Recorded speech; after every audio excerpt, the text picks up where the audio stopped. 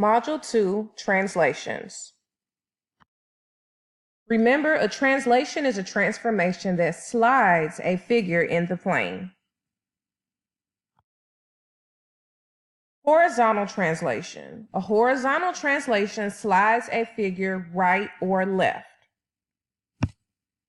The function shows that you are adding or subtracting from the x value. Adding means that you're shifting right, and subtracting means that you're shifting left.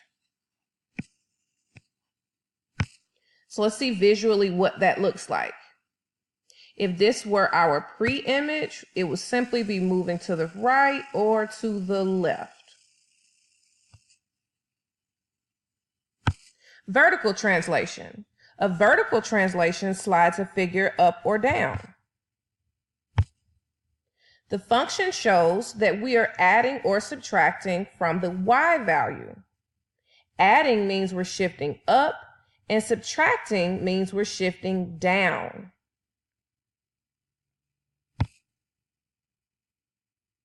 Now, if this were our pre-image, we would be simply moving up or down.